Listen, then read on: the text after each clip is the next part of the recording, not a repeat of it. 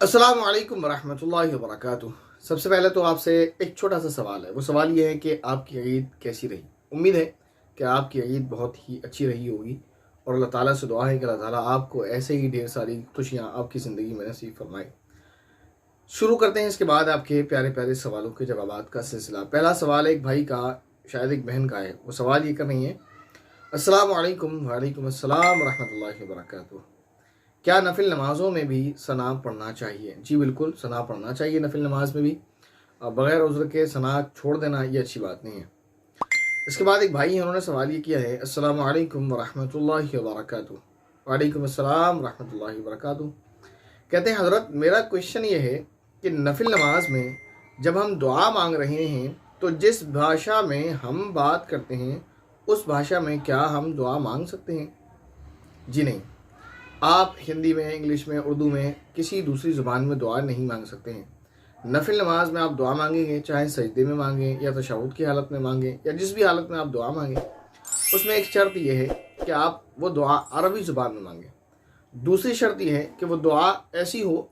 कि जो आप किसी बंदे से ना मांग सकें। उस दुआ में ऐसी चीज़ मांगें जो मखलूक से ना मांगी जा सके, सिर्फ अल्लाह ही से मांगी जा सके। तो ये दो शर्तें हैं। इन दो शर्तों के साथ आप अरबी ज़ुबान में जो चाहे वो दुआ कर सकते हैं, लेकिन शर्त यह है, पहली शर्त यह है कि दुआ अरबी ज़ुबान में होगी, इसके अलावा दूसरी ज़ुबान में नहीं। दूसरी शर्त यह है कि उस दुआ में आप वो चीज़ मांगेंगे जो सिर्फ आप अल्लाह से मांग सकते हैं, मखलूक से नहीं। अब जाहिर है इसके लिए आपको आसान और बेहतर तरीका ये बता दिया जाए कि आप सिर्फ वो दुआएं मांगें जो कुरान में हदीस में मज़कूर हैं, क्योंकि मुश्किल है कि आप फिर पहले अरबी ज़ुबान को सीखें, फिर उनमें दुआएं वो मांगें आप, और उसमें भी फ़र्क करें कि क्या अल्लाह से मांगना है, क्या बंदे से मांगना है। तो इसलिए आप कुरान में जो दुआएं हैं वो मांग लें, जो हदीस में वो दुआएं हैं वो मांग लें, मसला ख़त्म है, टेंशन ख़त्म है। इसके बाद एक बहन है, उन्होंने सवाल ही किया, मुफ्ती साहब सवाल ये है कि कब्र हर इंसान को दबाती है, चाहे कितना ही नेक इंसान हो। अगर कब्र किसी को ना दबाती तो वो एक सहाबी रज़ी अल्लाह तआला अन्हु का जिक्र आया है, उनको नहीं दबाती, मगर कब्र सबको दबाती है। क्या जो हम सूरह मुल्क वगैरह और दुआएं पढ़ते हैं, अल्लाह से कब्र के अदाब से पनाह मांगते हैं, फिर भी कब्र दबाएगी क्या? कोई शख्स ऐसा भी होता है जिसको बिल्कुल भी कब्र का अदाब न हो, बिल्कुल भी टच ही ना हो, कोई अदाब, और बस आराम से सुला दिया जाए। तो हम क्या करें जिससे बिल्कुल भी अदाब न हो? सबसे पहले तो ये कि हम कोशिश करें कि हमसे कोई गुनाह जाने अनजाने में न हो। दूसरी बात यह कि जब भी कोई गुनाह हो जाए तो फ़ौरन उसकी मग़फ़िरत तलब करें, क्योंकि अल्लाह ताला कुरान करीम में ऐसे बंदों की खूबी बयान फरमाते हैं। अल्लाह ताला फरमाते हैं, अऊज़ु बिल्लाहि मिनश शैतानिर रजीम, वल्लज़ीना इज़ा फ़अलू फ़ाहिशतन औ ज़लमू अनफुसहुम ज़करुल्लाह फ़स्तग़फ़िरू लिज़ुनूबिहिम,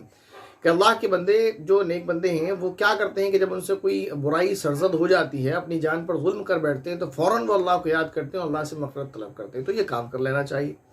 इसके अलावा कुरान करीम में अहादीस शरीफा में जो दुआएं आपको बताई हैं, जैसे उसमें से सूरह मुल्क है जो कब्र के अदाब से निजात के लिए, तो उन दुआओं को, उन कलिमात को, उन वज़ाइफ को पढ़ें। हत्तल इम्कान गुनाहों से बचने की कोशिश करें, फ़राइज़ की पाबंदी करें। गुनाह अनजाने में हो जाए या जानकर हो जाए, फ़ौरन उसकी तौबा करें। इंशाअल्लाह अल्लाह की ज़ात से उम्मीद है अज़ाब से महफूज रहेंगे, और इंशाअल्लाह अल्लाह की ज़ात से उम्मीद की जा सकती है कि अल्लाह ताला अज़ाब क़ब्र से भी महफूज रखेंगे। अज़ाब क़ब्र से हिफाजत की भी दुआएँ हैं अहादीस शरीफा के अंदर, तो उन दुआओं को पढ़ लें। इसके बाद एक सवाल ये है, क्या कब्र हर एक को दबाती है? तो खुलासा, रिवायात हैं मुख्तलिफ, उसमें कलाम हो सकता है रिवायत के बारे में, उसका खुलासा मैं आपको बयान कर दे रहा हूँ। वो ये है कि कब्र हर एक इंसान को दबाती है, चाहे वो मोमिन हो या काफिर। लेकिन अगर वो काफिर है तो उसको दबाती है सज़ा के तौर पर, अल्लाह की नाराज़गी की वजह से वो उसको दबाती है, और उसका दबाना उसको बतौर अज़ाब के होता है, उसको वो सख्त तकलीफ में डालती है। लेकिन अगर बंदा मोमिन होता है और नेकोकार होता है, बदकार नहीं होता है, तो उसको वो दबाती सज़ा के तौर पर नहीं है, बल्कि उसको ऐसे ही चिमटा लेती है, जैसे एक माँ अपने बच्चे को जब चिमटा लेती है जब उसका बच्चा उससे सफ़र से बहुत दूर से आकर, बहुत दिनों के बाद आकर मिला हो। तो जैसे माँ उसको कस के अपने गले से लगा लेती है, वैसे ही वो ज़मीन उसको अपने से चिमटा लेती है, अपने से दबा लेती है। बस ये है। इसके बारे में इमाम इब्न अबी दुनिया रहमतुल्लाह अलैह ने एक बात और लिखी है, वो ये कि जैसे इंसान जो है वो ज़मीन से ही, मिट्टी से बनाया गया है, मिट्टी से ही पैदा हुआ है, तो वो ज़मीन का ही हिस्सा है, तो वो उसको इस वजह से वो चिमटा लेती है कि वो इसका हिस्सा है, उससे बहुत दिनों के बाद आकर मिला है। बहरहाल ये कि खुलासा यही है कि मोमिन और काफिर हर एक को दबाती है, लेकिन काफिर को दबाना बतौर अदाब का होता है, और मोमिन अगर बदकार है तो उसको भी अल्लाह अगर अजाब देना चाहे तो अजाब होगा, اور اگر معاف فرمائے تو اللہ کی مرضی، اور مومن اگر نیکوکار ہوتا ہے تو اس کو وہ جو دباتی ہے تو وہ دبانا ایسا ہوتا ہے جیسے ماں اپنے بیٹے کو، اپنے بچے کو، اپنی بیٹی کو گود سے چمٹا لیتی ہے۔ اس کے بعد ان کا سوال ہے مفتی صاحب، سوال ہے فرعون سارے لڑکوں کو قتل کرتا تھا مگر اللہ تعالیٰ نے موسیٰ علیہ السلام کو بچا لیا، مگر جو ان کے بھائی ہارون علیہ السلام تھے وہ کیسے صحیح سلامت رہے؟ کیا ان کو بچانے کا وعدہ بھی اللہ نے کیا تھا؟ کنفیوژن ہے، چلیں کنفیوژن کو دور کرنے کی کوشش کرتے ہیں۔ سب سے پہلے تو میں آپ کو بیان کروں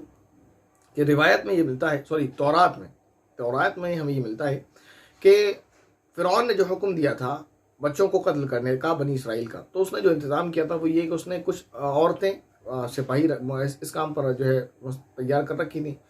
وہ گھروں میں جہاں ان کو اطلاع ملتی وہ جاتی بطور دائی کے، اور جہاں ان کو پتہ چلتا بیٹی ہوئی تو کوئی مسئلہ نہیں، انہیں پتہ چلتا کہ بیٹا ہوا تو فوراً فرعون کے سپاہیوں کو بلاتی اور ایک جلاد آتا تیز دھاردار تلوار یا کوئی بھی ہتھیار لے کر اس بچے کے ٹکڑے کر کے چلا جاتا، اگر وہ بچہ لڑکا ہوتا تو، اور اگر لڑکی ہوتی تو وہ اس کو چھوڑ دیا کرتا۔ لیکن تورات میں یہ ملتا ہے کہ وہ جو فرعون کی خادمائیں تھیں، فرعون کی جو لیڈی پولیس تھی، تورات کی جو عبارت ہے وہ یہ ملتی ہیں کہ وہ خدا سے خوف کھانے لگیں، وہ ڈرنے لگیں کہ کہیں ایسا نہ ہو کہ ہم اس بادشاہ کی اطاعت کرنے میں اتنا ظلم کرنے لگیں کہ خدا کی طرف سے پھر ہمارے اوپر عذاب آ جائے، تو انہوں نے اس کام میں پھر ڈھیل ڈال دی۔ بعض مرتبہ وہ لڑکا ہوتا بھی تو اطلاع نہ کرتی، بعض مرتبہ اطلاع کرتی، یہ تورات کی روایت ہے۔ اس کے علاوہ روایت یہ بھی ملتی ہیں کہ حضرت ہارون علیہ السلام جو ہیں موسیٰ علیہ السلام سے بڑے تھے، یہ تو بات طے ہے، تو روایت یہ ملتی ہے کہ موسیٰ علیہ السلام کے پیدائش سے قبل اور ہارون علیہ السلام کی پیدائش کے بعد میں یہ سلسلہ شروع ہوا تھا۔ شروع سے ہی نہیں وہ بنی اسرائیل کی اولاد کو قتل کرتا تھا، بلکہ اس نے یہ موسیٰ علیہ السلام کی ولادت سے کچھ سال قبل جب نجومی نے اس کو ایک خواب کا اس کی تعبیر بتائی تھی کہ ایک بچہ ایسا پیدا ہوگا بنی اسرائیل میں جو تمہاری سلطنت کو تباہ و برباد کر کے رکھ دے گا، تو وہ موسیٰ علیہ السلام کی پیدائش سے پہلے کا واقعہ ہے، لیکن ہارون علیہ السلام کی پیدائش کے بعد کا واقعہ ہے، اس لیے وہ محفوظ رہے۔ دو بات۔ تیسرا جواب اس کا یہ لکھا ہے روایت کے اندر کہ بنی اسرائیل کے لوگوں کی ضرورت بھی تھی اس کو خدمت کے لیے، ایسا تو نہیں ہے کہ وہ سارے مردوں کو مار کاٹ دیتا تو خدمت کس سے کرواتا، بہت سارے کام ہوتے ہیں سلطنت کے اندر، تو اس نے جو طریقہ کار رکھا تھا وہ یہ کہ 1 سال پیدا ہونے والے لڑکوں کو تو وہ مار دیا کرتا تھا اور 1 سال پیدا ہونے والے بچوں کو چھوڑ دیا کرتا تھا۔ تو ہارون علیہ السلام جس سال پیدا ہوئے وہ سال تھا جس میں وہ بچوں کو قتل نہیں کیا کرتا تھا، اور موسیٰ علیہ السلام جس سال پیدا ہوئے وہ سال تھا جس سال وہ بچوں کو قتل کیا کرتا تھا، اور ان کی حفاظت کیسے ہوئی ہے وہ قرآن کریم میں اللہ رب العزت نے بیان فرما دیا ہے۔ تو 3 طرح کی میں نے روایت آپ کو بیان کر دی، خلاصہ یہ ہے کہ جو بھی ہو اللہ نے جس بھی طریقے سے بچایا ہو۔ اس کے بعد سوال یہ ہے مفتی صاحب، سوال یہ ہے کہ کیا استخارہ کی جو دعا ہے وہ ہم 5 وقت اور تہجد یا نفل نماز کی دعا میں نہیں مانگ سکتے ہیں؟ کیا استخارہ کی 2 رکعات پڑھنا ضروری ہوتا ہے تبھی دعائے استخارہ پڑھ سکتے ہیں؟ دیکھیں وہ ایک دعا ہے، وہ دعا آپ کبھی بھی پڑھ سکتے ہیں، کبھی بھی مانگ سکتے ہیں، ٹھیک ہے نا، اس کے لیے ضروری نہیں ہے کہ آپ 2 رکعات نماز پڑھ کر ہی دعا مانگیں، لیکن بہتر اور افضل یہ ہے کہ آپ 2 رکعات نماز پڑھ لیا کریں، جیسے آپ تہجد پڑھتی ہیں، آپ اور دوسری رکعات پڑھتی ہیں، نفل نماز جیسے آپ نے لکھا پڑھتی ہیں، تو 2 رکعات صلاۃ الاستخارہ کی نیت سے پڑھنے میں کیا نقصان ہے؟ جبکہ نبی پاک صلی اللہ علیہ وسلم نے استخارہ کا جو طریقہ بتایا اس میں نماز شامل ہے، ٹھیک ہے نا، تو اس لیے بہتر یہ ہے کہ نماز پڑھ لیا کریں اور نماز پڑھنے کے بعد پھر وہ آپ دعا کریں، ٹھیک ہے نا۔ اس کے بعد سوال ہے مفتی صاحب، والدین کو زکوٰۃ نہیں دے سکتے مگر میری والدہ نانی کو زکوٰۃ کے پیسے دینا چاہتی ہیں، کیا کیونکہ نانی بہت غریب ہیں، ان کے پاس پیسے نہیں ہوتے ہیں، تو کیا اس کا کوئی حل ہے؟ کسی طرح سے پلیز کچھ حل بتائیں۔ دیکھیں زکوٰۃ کا اماؤنٹ جو بھی ہوتا ہے وہ آپ جو نفلی صدقہ کرتے ہیں اس سے تو کم ہی ہوتا ہے، تو آپ دادی کو نانی کو نفلی صدقہ دے سکتے ہیں، آپ کی والدہ ان کو نفلی صدقہ دے سکتی ہیں، یعنی زکوٰۃ نہ دیں، زکوٰۃ کے علاوہ ان کی مدد کریں، تو وہ صدقہ ہے، اس پر آپ کی والدہ کو اجر بھی ہوگا، ثواب بھی ہوگا، زکوٰۃ نہیں دے سکتے ہیں، زکوٰۃ کو دینے کا تو کوئی حل نہیں ہے۔ اس کے بعد ایک بہن انہوں نے سوال یہ کیا ہے، السلام علیکم۔ وعلیکم السلام ورحمۃ اللہ وبرکاتہ، میں ایک مسکین بچی کو کیا زکوٰۃ کی مد سے قرآن پڑھوا سکتی ہوں؟ جی پڑھوا سکتی ہیں آپ۔ اس کے بعد سوال ہے مفتی صاحب، جب اللہ تعالیٰ نے جب اللہ تعالیٰ مجھے ہدایت دے رہے تھے اور اللہ اس کے رسول کو جان رہی تھی، تب ان کا جو کمنٹ ہے وہ پڑھ لیا، خلاصہ میں بیان کر دوں کہیں ایسا نہ ہو جو نقصان ہو اس وجہ سے اس کو بیان نہیں کرنا۔ انہوں نے جو آخر میں لکھا وہ لکھا ہے کہ مفتی صاحب جو دین کے قریب آ رہا ہو اس کو ہمیں پہلے سے ہی بتا دینا چاہیے کہ ایسا ہوگا تمہارے ساتھ، تاکہ اس کو پہلے سے ہی دعائیں بتا سکوں، یا پھر کچھ نہیں بتانا چاہیے، ٹھیک ہے نا۔ ان کا سوال یہ ہے، خلاصہ میں بیان کر دوں کہ کوئی اگر ہدایت کے راستے پر آ رہا ہے تو اس کو شیطانی وساوس آتے ہیں، تو کیا اس کو بتایا جائے کہ تمہیں یہ بھی وسوسہ آ سکتا ہے، یہ بھی وسوسہ آ سکتا ہے، یہ بھی وسوسہ آ سکتا ہے، تو اس کے لیے تم یہ پڑھ لینا؟ تو دیکھیں ایسا نہ کریں، اس کو اگر وسوسہ نہ بھی آ رہا ہوگا نا پھر بتانے سے آئے گا، اس کو آپ یہ بتا دیں سمپلی کہ اگر آپ کو کسی بھی طرح کا کوئی بھی وسوسہ شیطانی آئے تو آپ ان کلمات کو پڑھ لیا کریں، بس یہ تو کہہ سکتے ہیں۔ آپ ڈیٹیل میں جائیں کہ آپ کو یہ وسوسہ بھی آ سکتا ہے، یہ وسوسہ بھی آ سکتا ہے، اس کو نہیں بھی آئے گا تو پھر آپ کے ذریعے سے آئے گا۔ اس کی مثال ایسے ہی ہے جیسے آپ کسی کو کسی راستے پر بھیجیں اور اس کو کہیں کہ دیکھیں آپ اس راستے پر چلے جائیں، آپ وہاں پہنچیں گے تو آپ کو ایک اللہ والے بزرگ ملیں گے اور آپ ان سے جو وش مانگیں گے وہ آپ کی پوری کریں گے، ٹھیک ہے نا۔ لیکن اس کے لیے شرط یہ ہے کہ آپ اس راستے میں جب جائیں گے تو پورے راستے آپ کو کالے کتے کا خیال نہیں آنا چاہیے، تو اس کو نہیں بھی آ رہا ہوگا نا تو آئے گا، اور پورا راستہ وہ کراس نہیں کر سکتا کہ جہاں اس کو ایک پل بھی کالے کتے کا خیال نہ آئے، ٹھیک ہے نا۔ تو جب ہم اس کے ذہن میں ڈال دیتے ہیں وہ چیز جو نہ بھی ہو اس کے ذہن میں تو وہ بس جاتی ہے، تو پھر وہ ہونے لگتی ہے۔ تو یہ نہ بتائیں اس کو، یہ بولیں آپ کی زندگی میں کبھی بھی شیطانی وساوس اگر آئے تو پھر آپ یہ کلمات ہیں اور یہ دعائیں پڑھ لیا کریں، ٹھیک ہے نا۔ اس کے بعد سوال ہے مفتی صاحب، شب قدر میں ہمیں نفل نمازیں پڑھنی چاہیے یا پہلے قضائے عمری ادا کرنا چاہیے؟ زندگی میں کبھی بھی، چاہے شب قدر ہو، شب برات ہو، لیلۃ الجائزہ ہو، یا کوئی بھی رات یا کوئی بھی دن ہو جس میں آپ کا دل یہ کرتا ہے کہ آپ نفل نماز پڑھیں لیکن آپ کے ذمہ قضاء نمازیں ہیں، تو پہلے آپ کے لیے بہتر اور ضروری ہے کہ آپ قضاء نمازوں کو ادا کریں، اس کے بعد آپ نوافل وغیرہ پڑھیں۔ اس کے بعد ان کا سوال ہے مفتی صاحب، میرے ددیال والے مسلک کی بات ہے اس میں، اور یہ کہتی ہیں کہ میں نے اپنے والد صاحب کو کہتی ہوں، سمجھاتی ہوں کہ آپ اظہار کو ٹخنوں کے اوپر رکھا کریں، تو وہ کہتے ہیں کہ یہ وہابیوں کا طریقہ ہے۔ میں نے ان کو حدیث بھی بتائی مگر وہ نہیں مانتے۔ اس طرح بہت ساری چیزیں ہیں جن کو کہتے ہیں کہ یہ وہابیوں کا طریقہ ہے اور میری بات سننے کو تیار بھی نہیں ہوتے ہیں۔ دیکھیں آپ نے جو آگے بات لکھی ہے میں اس کو پڑھنا مناسب نہیں سمجھتا، کیونکہ پھر اس سے لوگ کچھ کا کچھ سمجھتے ہیں۔ آپ کے والد صاحب کو جو آپ نے اظہار والی بات بتائی اور آپ نے کہا حدیث بھی سمجھائی ہے، تو آپ کے والد صاحب غلطی پر ہیں، ان کے لیے دعا کریں، آپ بھی، ہم بھی دعا کرتے ہیں، اللہ تعالیٰ ان کو ہدایت نصیب فرمائے اس معاملے میں کہ وہ اظہار کو نیچے لٹکاتے ہیں اور یہ کہتے ہیں کہ یہ وہابیوں کا طریقہ ہے۔ ایسا نہیں ہے، یہ نبی پاک صلی اللہ علیہ وسلم کا طریقہ ہے، یہ صحابیوں کا طریقہ ہے، وہابیوں کا نہیں ہے، کیونکہ اس بارے میں حدیث ہے، مشکات شریف کے اندر موجود ہے، آپ نے بھی دکھائی ہے، اور ایک نہیں کئی احادیث ہیں کہ جس میں اظہار یعنی ٹخنوں سے نیچے کپڑا، پاجامہ، پینٹ وغیرہ، لنگی وغیرہ لٹکانے کو منع فرمایا گیا، اور ایسے شخص کے لیے جو ہے سخت عذاب کی وعید سنائی گئی ہے کہ ایسے شخص کی طرف اللہ تعالیٰ نظر رحمت سے دیکھیں گے بھی نہیں۔ تو بہرحال یہ کہ دعا کی جا سکتی ہے، ان کے لیے دعا کریں، ان کو دکھائیں کہ یہ کسی مسلکی عالم کا فرمان نہیں بلکہ یہ نبی پاک صلی اللہ علیہ وسلم کا فرمان ہے۔ نبی پاک صلی اللہ علیہ وسلم نے یہ حکم فرمایا کہ مرد اپنے ٹخنے کھول کر رکھیں، تو ان کو سمجھائیں اور ان کے لیے دعا کریں۔ اس کے بعد ایک بھائی ہے، ان کا سوال ہے، سر اگر دھلنے کے لیے ناپاک کپڑے دیے ہو دھوبی کو تو کیا پاک ہوں گے یا نہیں؟ پلیز بتا دیں، بہت پریشان نہ ہوں آپ۔ اس کا ایک جواب آسان سا یہ ہے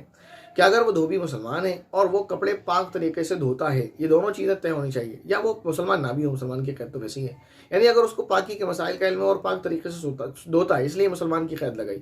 اگر وہ کپڑے کو اس طریقے سے دھوتا ہے جس طریقے سے ناپاک کپڑا پاک ہو جاتا ہے، لیکن عام طور پر دھوبی ایسا کرتے نہیں ہیں، ٹھیک ہے نا۔ لیکن اگر ایسا ہے آپ کی نالج میں اور آپ جانتے ہیں کہ وہ کپڑے کو ایسے ہی دھوتا ہے جس طرح کپڑا پاک ہو جاتا ہے، تو پھر وہ کپڑا آپ کا پاک ہو جائے گا۔ لیکن میں نے آپ کو بتایا کہ اکثر ایسا ہوتا نہیں ہے، وہ لوگ اس بات کا خیال نہیں کرتے، وہ بس آپ کے گندے کپڑے کو صاف کرتے ہیں، نہ کہ پاکی کے مسائل کا۔ تو اس کے بارے میں علماء نے لکھا ہے کہ آپ ناپاک کپڑا جو دھوبی کو دیں گے وہ دھل کر آئے گا، وہ صاف تو ہو جائے گا لیکن وہ پاک نہیں ہوگا، جو ناپاک کپڑا ہے وہ ناپاک ہی رہے گا۔ اس بارے میں آپ کو ایسا خیال کرنا چاہیے، اگر آپ کو اپنے کپڑے دھوبی کو دھونے کے لیے دینے ہوتے ہیں، اگر وہ ناپاک ہے تو اس کو آپ پاک کر دیں، ٹھیک ہے نا، اور پھر اس کو آپ دھونے کے لیے دے دیں تو وہ آپ کا کپڑا پاک رہے گا، دھل کر آئے گا، پاک ہی رہے گا۔ صاف کرنے کی بات نہیں ہو رہی، پاک کرنے کی۔ صفائی ایک الگ چیز ہے، پاکی ایک الگ چیز ہے، اسلام میں دونوں چیزیں پسندیدہ ہیں، نظافت بھی، طہارت بھی، دونوں ہی چیزیں۔ باقی ادیان کے اندر طہارت کا سلسلہ نہیں ہے، طہارت کا سلسلہ تو صرف اسلام کے اندر ہے، ٹھیک ہے نا۔ تو طہارت کا بھی حکم ہے، نظافت کا بھی حکم ہے۔ نظافت کا کام دھوبی کر لے گا، طہارت کا کام آپ کر لیں، تو آپ طہارت کا کام پہلے کر لیں یا بعد میں کر لیں، وہ جیسے آپ کو آسان لگے آپ ویسا کر لیں۔ بہتر یہ ہے کہ آپ پہلے سے اس کو پاک کر کے دیں، وہ آپ کو واش کر کے دیں گے، پریس کر کے دیں گے تو آپ ترنت پہن لیں گے، کیونکہ اگر آپ ان کو پہلے واش کرنے کے لیے دیں گے پھر آپ اگر اس کو دوبارہ پاک کریں گے تو ظاہر ہے پھر آپ کو دوبارہ پریس وغیرہ کرانی پڑے گی۔ تو اس کو آپ پہلے سے پاک کر کے دھوبی کو دے دیں اور وہ آپ کو دھو کر دیں گے تو آپ کا کپڑا پاک رہے گا اور آپ آرام سے سکون سے پہنیں، کوئی کنفیوژن، کوئی ٹینشن نہیں۔ یہ چند سوالات تھے آپ کے لے لیے گئے، آپ بھی عید منائیں اور میرے لیے بھی دعا کریں کہ عید ہماری اچھی رہے، کیونکہ آپ کو تو معلوم ہے عید الفطر اگرچہ ایک دن کا شوال کی پہلی تاریخ کو ہوتی ہے، لیکن ہم مسلمان الحمدللہ ایک دن سے زیادہ اس کو سیلیبریٹ کرتے ہیں، اپنے ریلیٹیوز کے یہاں جاتے ہیں، آتے ہیں، رشتہ دار کا ملنا ملانا سلسلہ ایک جاری رہتا ہے، اس سے محبت بھی بڑھتی ہے۔